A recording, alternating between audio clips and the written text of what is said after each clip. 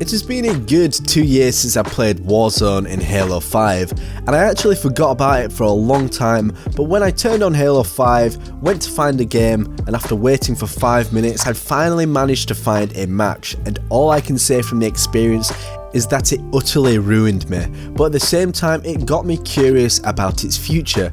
Will this game type exist in Halo Infinite? And if so, how in the world can it be improved? Well, that's what we're going to discuss in today's video, as I feel that Warzone was a game type that started off really strong. It was a lot of fun to play, it was competitive but not too much so, and it means that we also got a new game type in Halo. However, over time it eventually became a really sweaty game type, and if you were on the receiving end of a beating, it wasn't a lot of fun. So sit back, relax, and let's talk about how Warzone can be improved in Halo Infinite and the future it might have ahead. Ultimate Halo. Hey up lads, Fletch here from Ultimate Halo, and please support my journey to Halo Infinite by liking this video and most of all subscribing for more great Halo Infinite content. I'm trying to do this as my job, and your support genuinely means the world to me. And before we go ahead, I would just like to point out that these are my opinions. You may disagree, and that's absolutely fine. So what I want you to do is go into the comment section down below and leave your thoughts as to what you would change in Halo Infinite's Warzone game type. I'm curious to know what your thoughts are. So first, to set the scene, here are some elements that I think need to be discussed in this video. Maps, Sandbox and enemies. These are the main ones I'm going to stick to, and if other ones come up along the way, I'll tackle them as they come. First, I'd like to discuss the overall feel of the game, and then I'm going to break down all of the factors that go into this. I think what makes a good game type is that it's accessible, easy to understand, and has depth and a higher skill ceiling so players can invest their time to get better at it and eventually master it. Warzone has so much going on that sometimes it can feel overwhelming, and I find it incredibly difficult when your team is on the back foot. Let's say you're on a team where the opponents are clearly better. They've got you pinned into the one and only base that you're in. It makes opportunities around the map difficult to access, as you're either stuck to spawning in your home base, which often leaves you quite a long way from the action, or you're just going to spawn into your base that's currently being captured with the opportunity to go attack your enemies, but you've got a high likelihood that you might die simply straight off the bat and waste a wreck for the enemy team to potentially take it. At this very same time, you've got the pressure of capturing another base and taking down enemy bosses around the map to earn points to keep yourself above water. But the problem this then creates is that you're leaving yourself thin on the ground to defend your home base, which means that if you're not careful, you can have your core exposed, potentially giving you the risk to lose the game at the same time. I appreciate that skill is a big element of this, but depth in a game type for me doesn't always mean that there's more going on in terms of your screen and enemies on screen. It means that you're using your knowledge of the sandbox in the game to outplay the enemy team, and that's not possible all the time when there are so many players in the match, as you're always on different wavelengths. Do I capture a base, do I defend my own base, or do I go out and kill this boss? Either way, you're playing a risk by doing all of these things at one time. I appreciate that the fans like the variety of tasks that can be done in the matches, so here's my solution. Start off the matches like you normally do. Secure your home base and then have a fixed period of time for players to be able to maintain bases and score points. Then eventually some bases become locked and the boss will appear on the map for both teams to approach and to kill for points. The benefit of this is that it gives a clear, defined objective for both teams, and by maintaining more bases at the start of the match, the players then have an advantage in terms of how many angles they can attack the boss from. It's almost preparation work. Then once the boss is taken out, the bases can then either be reset or just unlocking, meaning that you can go assault your enemy bases or go into defensive mode. By doing this, clear objectives can be set out at this point. The UI can prompt you and say that there's a boss arriving in 2 minutes, creating urgency for the players. For me this is better because there's not a million things going on at once, and it means those with true skill can dominate the map if they've got the knowledge of the sandbox, the weapons, the players, everything. Now with that said, I feel it is now a good time to segue to talk about the maps and how they function. I do actually like Warzone maps, although I feel their lane style layouts can be a little bit repetitive in the way that there are 3 bases, home bases, and then laid out in certain ways, so I don't think it gives enough variety for map layouts, in other words. When I look at maps such as Battle of Noctis, March on Stormbreak, and Raid on Apex 7, they do play around in terms of the format, but ultimately they do all function in the same way, but I do think they did their best under the strict formula. For example, Raid on Apex 7 has narrow paths that sprawl through the island with little arenas. Noctis is a wide open city with lanes of cover, and March on Stormbreak has a linear cliff edge with back paths to find alternative routes to get the enemy bases from flanking opportunities. What I would do going forward with my proposal in mind is that I would potentially alleviate the need for these lane systems to get each of these bases and allow much more flexibility in terms of the map structures. With the idea I provided earlier about structuring the game type in the sense that you shouldn't need to concentrate on so many things at once, as such when a boss appears, I think a certain area of the map should open up for an arena style combat so you can access the boss to a different area.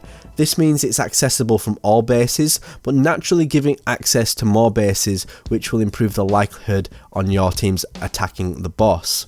As such, having this area rather than just random points for bosses to appear through the match, it gives set points within the same areas of the map, which means you can format the bases in different ways. I've done a few rudimentary examples on the screen just to give you some examples, but of course I wouldn't expect them to add a whole world of difference. Now that we've talked about the maps, next I want to discuss the Sandbox. The Sandbox in Warzone is very diverse. I do love the various weapons, effects and vehicles you can get, but sometimes I think there are items that are just way too overpowered. Personally, I think it needs stripping back.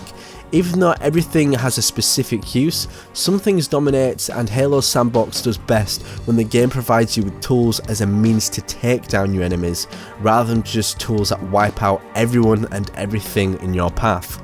A good example of simple sandboxes is the plasma pistol.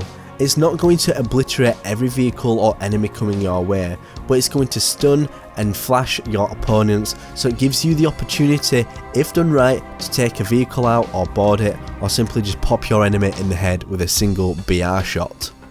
At the moment, there are far too many vehicles and weapons that dominate, so let's say I get a rocket launcher and it's supposed to have 2 shots only with a limited fire speed, just like the standard.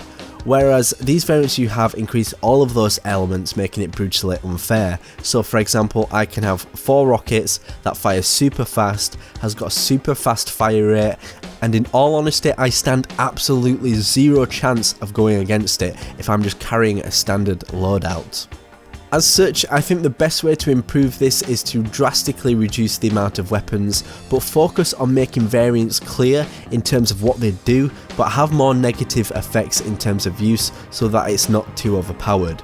A good example would be the rockets once again, still with a slow fire rate and 2 missiles, but rather than having crazy explosions to make it overpowered, it could have its own EMP explosion, which could then clog the vehicle interiors, making it slow down for a short time.